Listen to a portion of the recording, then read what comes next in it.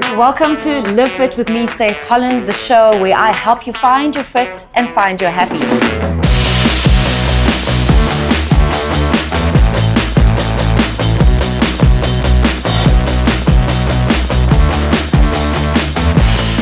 I'm so happy.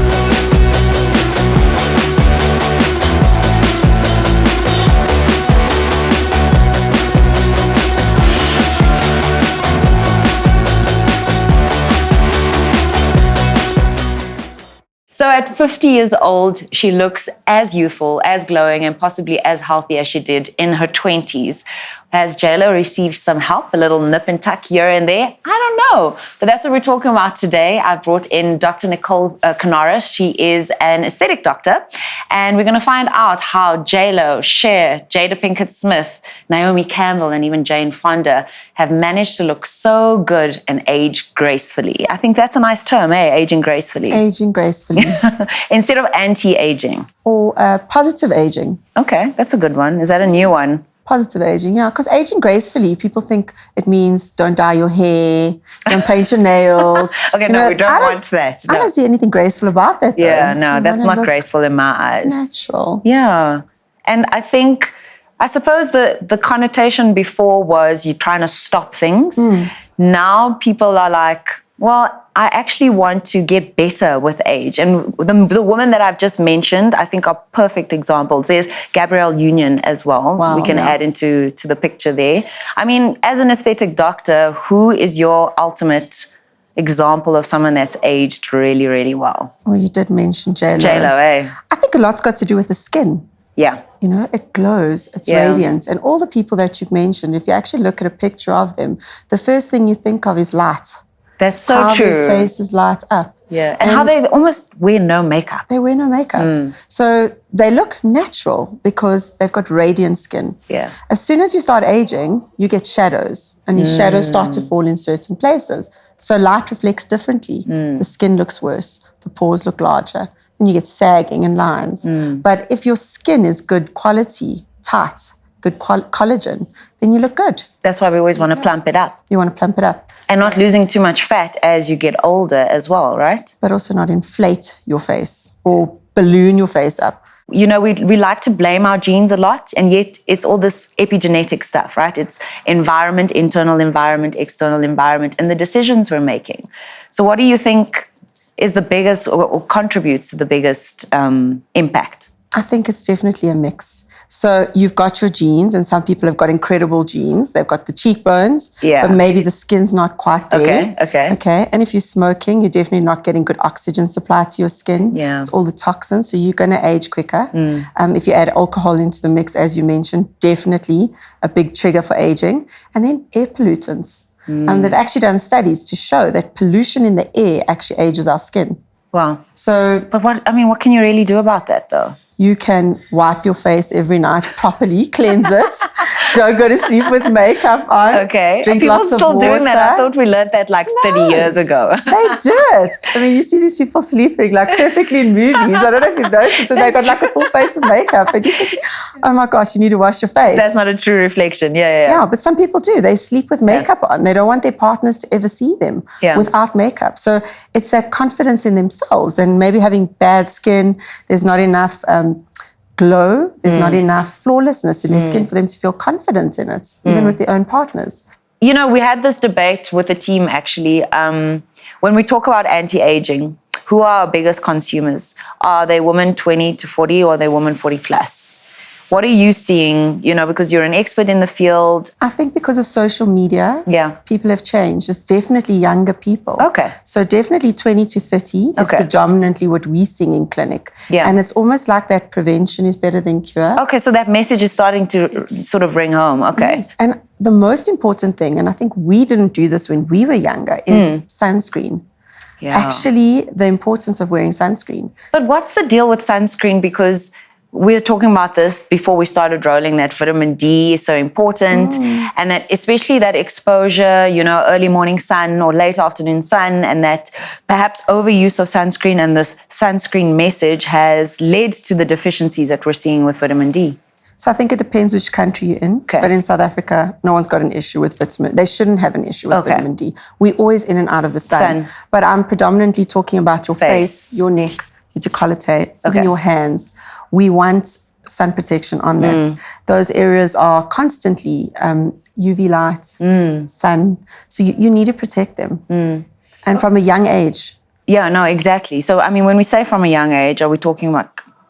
As a kid, you should be putting sun cream on your kid every day because it's like continuous assault to the skin. Eventually you see it later on in life. Are you seeing young girls come in when you say, I mean, like 16? Because if we talk about social media and we see like the influence of the Kardashians and particularly maybe Kylie because she's so young. Such a difference as well in her face. Yes. From a young age. What are the 5 things you should ask of a physician or an aesthetic doctor to know that you're in good hands? So firstly, what are the complications that can happen when I do this? If they play it down, then maybe think twice because there are some serious complications.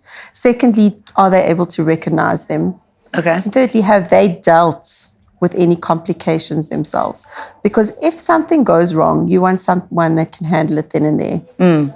Someone that's able to recognize it and do the right thing right there and then. And also you want someone who's basically gone to the best and learned from the best. You don't want someone who just YouTubed it and kind of learns how to do it online. Well, isn't that the scary thing nowadays is that you're having, I don't know if it's a good or a bad thing, but someone that is perhaps a dentist and they want to move into aesthetics. I would think that their knowledge around the face and the jaw would be, you know, quite good and quite comprehensive. But you're finding that there are more of these aesthetic clinics that are just popping up, where some doctors that I've chatted to, yes, they're GPs and yes, they studied for a long time, but then also their aesthetic learning is quite in-depth as well, and they spend quite a bit of time educating themselves around that. So I think, is that not concerning as well? It's definitely concerning, but I think in South Africa we're quite lucky because it's only dentists and doctors that can inject. In the UK, you've actually got therapists. Are able to inject. There's this correlation or association between Botox treatment and depression because if someone feels better, then it lifts that fogginess that they've been feeling for whatever reason, you know, that aesthetically you can start to impact how you feel internally. And actually they've done studies on it that it affects your brain chemistry. Really? So they still haven't quite got by feeling happier. So they're not sure if it's the endorphins of you look in the mirror, you look better, you feel happier. Because they say it sets that off, or if it's actually affecting the neurochemistry of the brain. Oh, wow. So it's almost like a feedback. Yes. But they say if you wake up and you smile, you're then happy because you smiled. So it works both ways. And immediately that reciprocation. So you feel happy because you smiled. So it could be the same thing, that frowning makes you feel sad. Yes. So if you can't frown. And if you look at yourself all the time, I mean, because when I look at myself in pictures and I'm like, oh, no. You know what I mean? And then I don't want to take pictures, or I need to make sure the lighting looks a certain way, or take the picture from the right angle. I mean, you can become neurotic thinking like that all the time. Yeah, but I'm in the limelight, but I would assume some people feel like that as well. So are you looking at someone's face and saying, I've seen work done and I'm using that as a benchmark? Like, how are you, like, what is the reference that you're using? Because when does it become too much?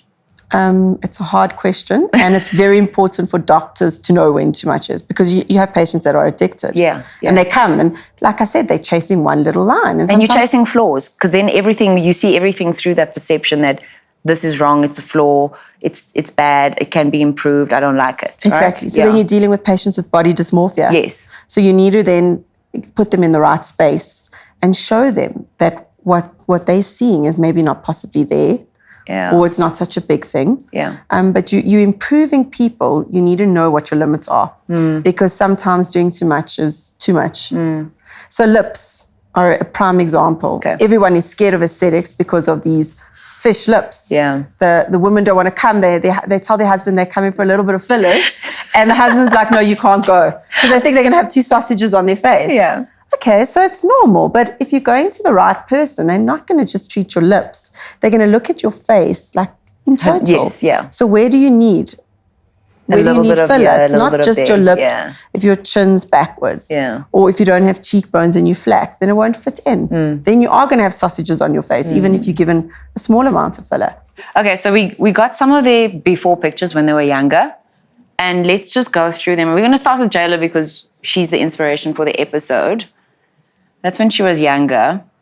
Had she already done some work by year? Like, I don't know. I try to research like the earliest pictures, and I feel like she had her nose done as soon as possible, like after breaking into the industry. Maybe, but I think she's definitely done it again. You can see the tip has definitely been sculpted a lot more. Her nasal bridge there is a lot more refined. Okay. But very good work that you couldn't tell. Yeah. It's very subtle. It looks very natural. It looks very natural. Then when you look at her now... Oh, just perfection. I mean, seriously? That's just like she's flawless, actually. Flawless. But have a look at that. She's still got nasolabial lines. So I don't know if you've noticed all those women walking around with this really flat face. Yeah. So they try to remove their lines, and it's actually limited movement here. They start looking monkey-like, simian-like. Yes, yeah. So even JLo has got nasolabial lines. Naomi's are also incredible because, I mean, she was amazing. Flawless as... Yeah, look at that skin. But you can see there's a change in her facial structure. 100%, so, yeah. But this is beautiful because here she is probably in her 20s or late teens, and you've got that fullness, a little bit of chubbiness in the face, which is nice. Lends an innocence to her as well. Yes, being young. So you wouldn't want to recreate this as a 40-year-old. Yeah. You actually wouldn't go in and ask for, give me volume here. Yeah. Because it actually makes you look younger and more immature. The face looks immature there. If we look at what she looks like now...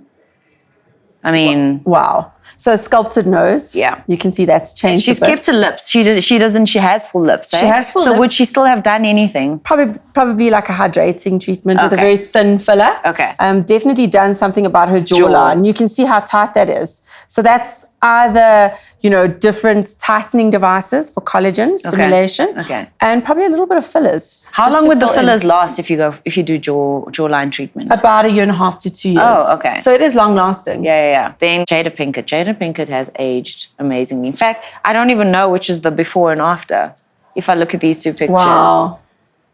Do you know what I mean? Yeah, which one is? Look, that's the before. I'm assuming that's after. But I mean, it was really difficult to tell, right? Really beautiful. And she's maintained a nice arch in her brow because you actually lose a lot of volume in the eye area. Yeah. You can see that her eyes are really beautiful. There's no lines around the eyes. So that skin in the eye area ages really fast. Jada's got amazing genes because I've seen her mom. I don't know if we have a picture here. Okay, this is also...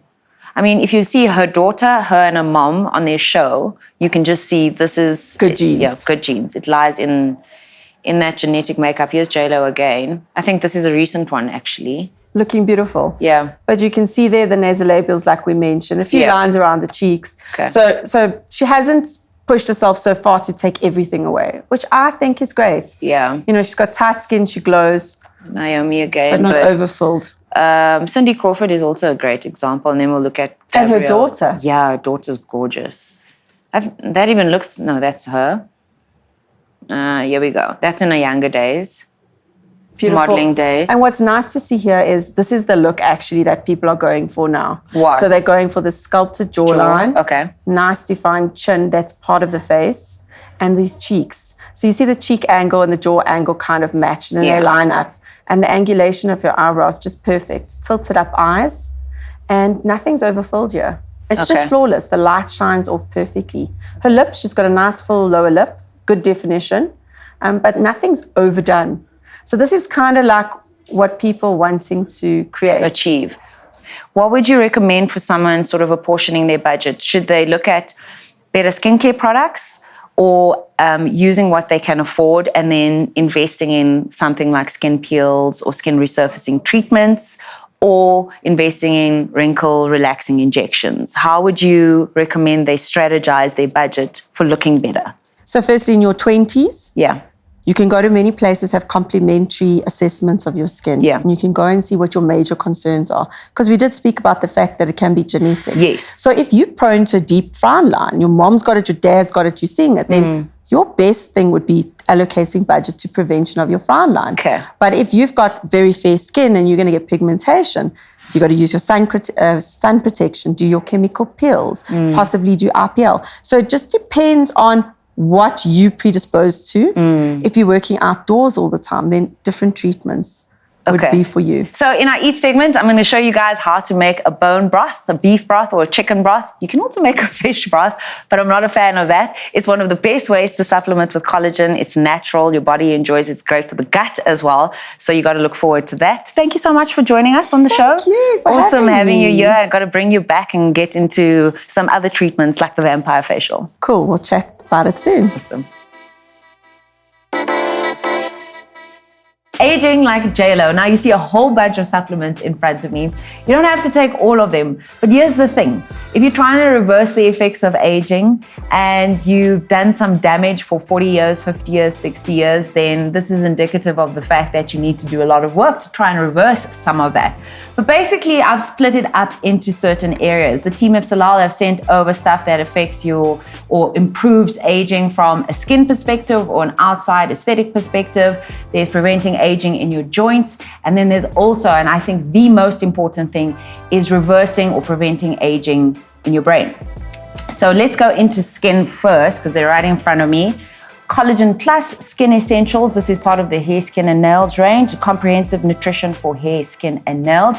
As we age, our collagen production declines rapidly, in fact, after the age of 30. So if you want to look plump and you want to make sure your skin looks plump all the way into your 60s and 70s, you need to make sure that you're producing or supplementing with collagen. And then vitamin A is also part of the hair, skin, and nails range. It promotes healthy skin formation, skin cell formation. Then aging in your joints, and particularly if you started training later on, you want to make sure you don't have aching joints, and you also want to avoid getting something like arthritis. So bones and joints, and then in fact both of them form part of the bones and joints range. One is called Inflame Less. You want to bring down inflammation in the body. Inflameless has dual action. It repairs and alleviates symptoms as well. Let's see what's inside it. It's got glucosamine, boswellia extract, it's got cat's claw herbal extract, and vitamin B6. So it's quite a comprehensive anti-inflammatory product and supplement. And then MSM is great for joint health. It's a sulfur-rich joint health formula. So if you struggle with consuming anything with sulfur, perhaps this is not for you, but it's fantastic. I've taken MSM, particularly when I'm training, doing heavy lifts and weight training, and it helps with preserving your joints and joint integrity. And then I think the most important part of aging gracefully is making sure that you retain your memories, that you're able to think quickly into your graceful years as well. So preserving mental health is important, preserving brain age is important, and brain integrity. So these are all the supplements here.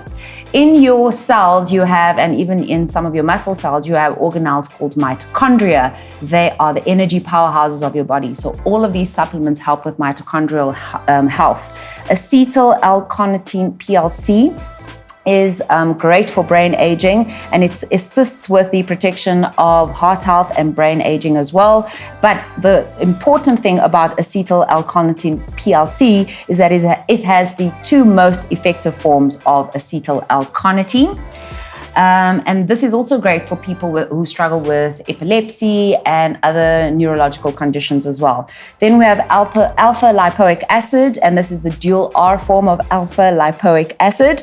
It assists with the protection against sugar glycation aging, and it also has the two most effective forms of alpha lipoic acid. Then coenzyme Q10 is also important for people that are taking anti or cholesterol medication, but it supports heart health, maintains heart health, and this one ensures that it is better absorbed as well, and ensures that it's more bioavailable, so the body absorbs it better. Great for heart health and heart aging. Next up, this is a new product, and it's called Vita PQQ. I'm not going to give you the full name because it is such a tongue twister, but it's important for healthy aging, and it's actually an energizing vitamin, and it was just recently discovered, so this will be exciting. I'm going to try this out as well, and it's first in South Africa, Vita PQQ. I think it's an amino acid, actually. And then finally, we have advanced cellular antioxidant. This neutralizes 12 types of free radicals. Now, when you are breathing, when you are living, and when you are exercising, you create in your body what are known as free radicals. And the free radicals lead to what is known as oxidative stress, and that's also what ages us quicker. And so you want to make sure you're taking antioxidants. This is a powerful antioxidant. Let's see what's in here. Wow, quite a few things. Vitamin C is a powerful antioxidant. It's got that vitamin A, B1, it's got selenium, alpha lipoic acid, and ashwagandha as well, amongst a whole host of other things. Coenzyme Q10 is in here as well. So you'd probably want to start with this if you're looking for one supplement, but if you're looking to combat aging in your skin, in your joints, and in your brain, that's what we recommend.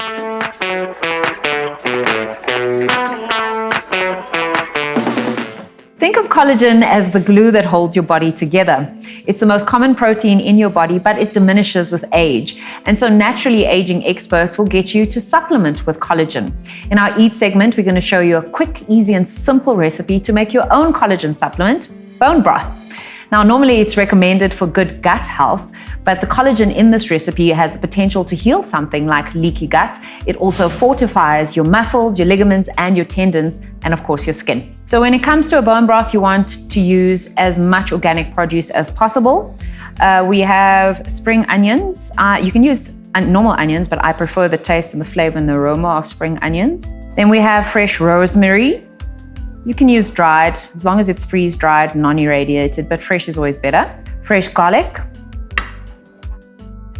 organic carrots, and then we have organic chicken feet, gizzards, chicken necks, and chicken hearts as well. You can add in livers if you want. If you'd like to have a beef broth, you can just use your cheaper cuts of bone with meat on it. Opt for joint bones as well. But in order to get the gel-like collagen texture of the bone broth, I would recommend adding in some feet or some necks, even into your bone broth as well. All right, so I'm gonna chop everything up. You can pop it into a pot and you can simmer it on low for about 12 hours. You can actually do it for as short as a couple of hours, so maybe up to 3 hours. But no longer than 48 hours. And I add in my salt and pepper afterwards.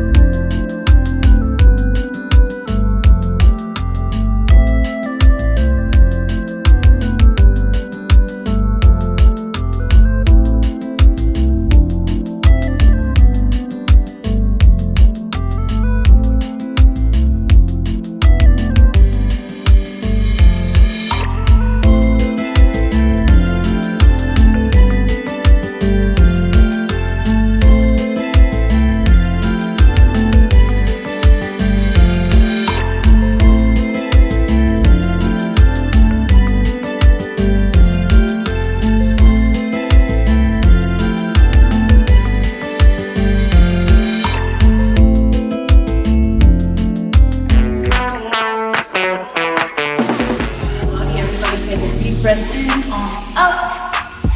Turn your knees down. Roll up. Loosen those shoulders. Keep it nice and loose. Get the hips going. 5, 6, 7, 8 steps.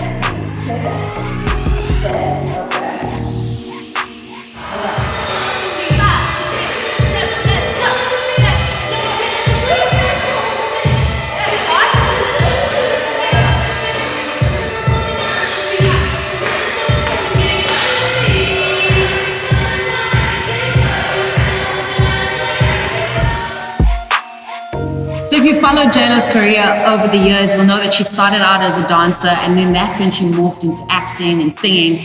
And she just has so much fun when she's dancing. She's a dancer that's, proficient in a number of disciplines, so not just Latin, but hip hop. And she's dancing all the way till 50 years old. She just looks like she's having the most incredible time. That was just a few minutes of dancing to her songs. We're all sweaty, we're tired, but it was a lot of fun, hey? Nate, what is it about dancing that keeps you young? I mean, I felt in the beginning I was like so stiff and I haven't done this in a while. And after a while, you do want to let loose. Yes. Well, as well as dancing being a lot of fun, dancing releases endorphins into the body that increase health, increase vitality. I think the confidence thing is important because when you look at JLo, it's like she rocks I mean, I don't see flaws in her, but obviously she must see herself. Every woman sees their flaws, right? But it's almost as if she rocks that irrespective, like she's super confident. You know, what did you guys make of? I mean, when last did you dance, guys?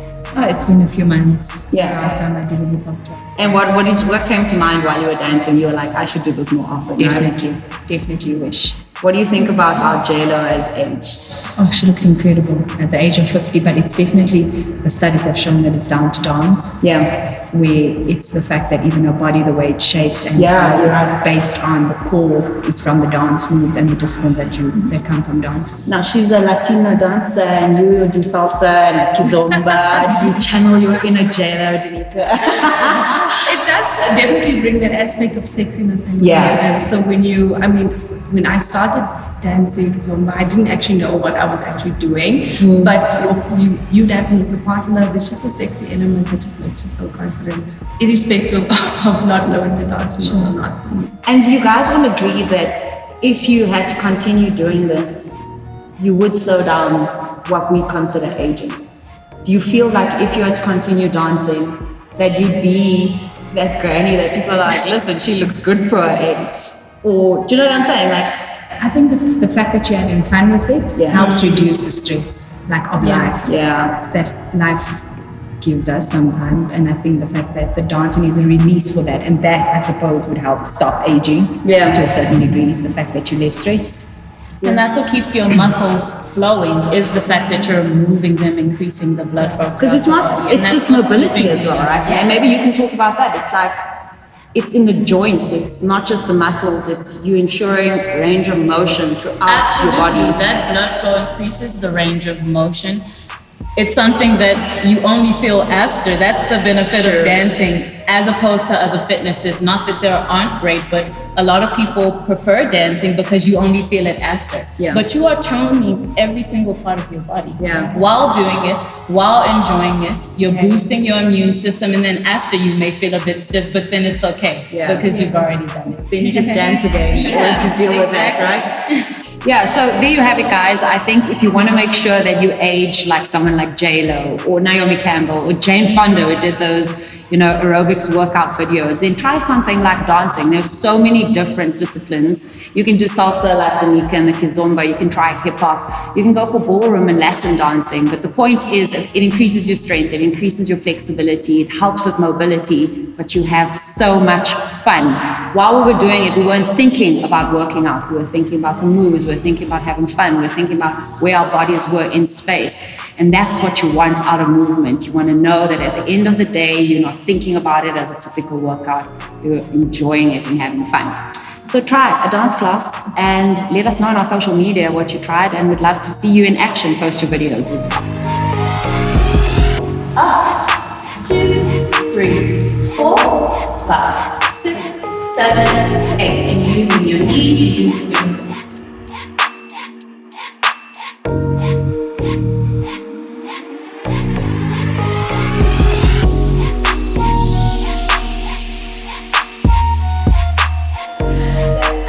Your foot forward at the same time, your head is going to go forward. Dip it through. There we go. You got it. Now we're going to do a bit of an old school type move. Hard to explain, but I'm going to try. Your arms are doing that.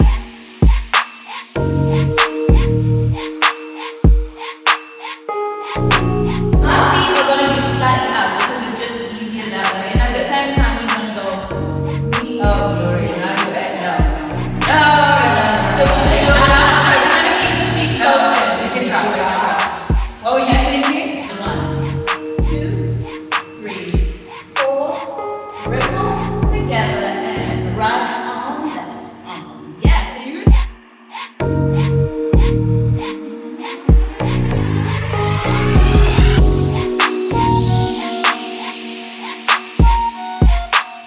So next up in track, we want to see how you can test or track your aging. It's not as easy as we think. There isn't a set framework anyway, and we all age in different ways and at different times. But Shay's got some interesting tests that each and every one of us can do in the comfort of our own home as well to see how your body is maturing and handling the years. Let's see what she has in store.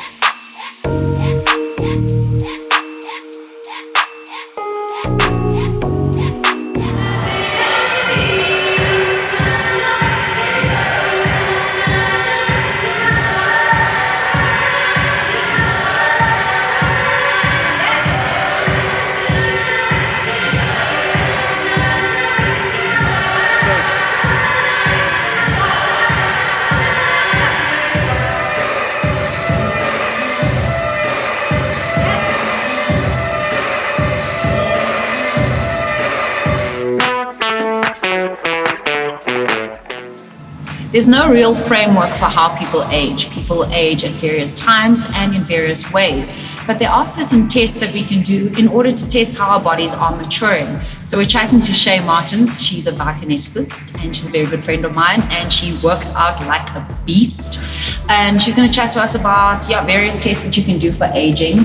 The whole theme of the episode is aging like JLo, but we're chatting about a few celebrities actually that have aged pretty well, but some of them better than others. We compared JLo and Madonna, for example. Yeah, I think you want to have a good balance of, and I think there's lots of things that go in there, your diet, your exercise, Obviously. everything. Yeah. So some people do just age better than others. So I think it's also the mental aspect of things. I think you can just, we don't know JLo, we wish she was our best friend, but I suppose you gather and you get a sense from interviews and things like that she has the joie de vivre.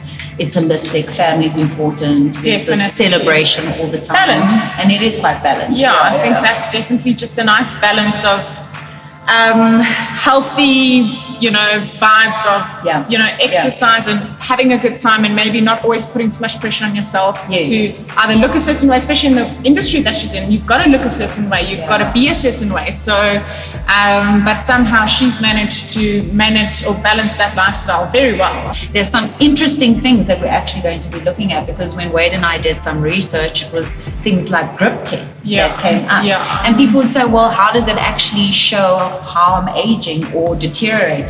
Tell us why. I think something as simple as your grip, you start being challenged on a daily basis, and it's such a simple thing, but opening a jar, as soon as that becomes difficult, you're like, wait a minute, like, why am I struggling? And that's something, you're just becoming weaker, and that's what happens when we get older, we get weaker. What other types of tests are we going to be looking at? And why are they so important to the anti-aging narrative? For me, the biggest and most important one is balance. Okay. I find with a lot of my older patients that balance is affected the most. Look, one thing that's become popular, I see it on social media and just reading various journals and articles, is foot health.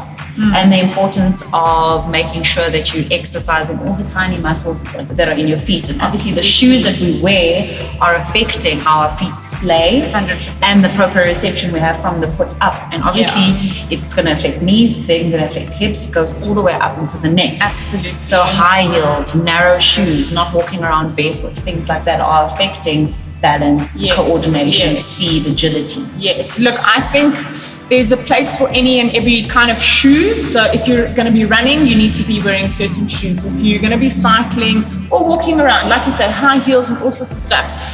But I think when we're at home, you need to pick your shoes off be barefoot. And be barefoot. Honestly, that's my biggest recommendation. I think it's good for the soul, it's good for the feet. It's true. Yeah. Some of these tests would look at how you do them, So it's more a case of what kind of discrepancies are there in your hips, your knees, like where are you compensating in order to achieve this exercise? And then something like balance, as much as it's about how you're even trying to do it, it's how long you can do it too. Yeah. So then there's the other thing is about how long can you do some of the exercises. Okay, cool. Yeah. So let's go try it out. Let's see. Awesome. Cool. Okay, so we're doing 2 tests. The first one is the balance test, right? Yes. Yeah. So with shoes or without shoes? I think let's do it without shoes. Arms crossed, and I want you to stand on one leg. How do you choose which leg, or does it not really matter? What do you want naturally? Are we going to do both? Yes. Okay. First, I'd look at how somebody's standing. Yeah. So I'm going to let go. Okay. You're balancing nicely on your hip here. Okay, so the second I see somebody tilting the hip or like that, the knee collapsing in, small little things like that could just go more on again how you're doing it, not necessarily just how long you're doing it. Okay. And then the next factor is timing how long you're doing it. So, okay. 28 seconds, that's fine.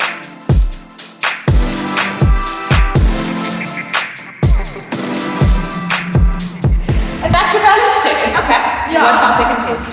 So the second test is the fun one. That is standing up from the floor. Okay. Without using your hands though. Okay, so it's interesting. So we may as well keep our shoes off. Okay. I think there's different variations. So the biggest rule in this test that they use, however, is that you can't use your hands. Okay, so And it's so funny because that's what naturally. of course you would just you want to use the easiest way possible. The path of least resistance, basically. There we go. Yeah. Nice and easy. And actually, obviously it depends on hip mobility strength. yeah, around your knee joints. If you've got a bit of arthritis in your knees or your ankles, I don't think that's going to be comfortable. That's for sure. So this is for the young ones. Yes, definitely. So if you're in your 50s like we are, and you can get up like that, well done. Right.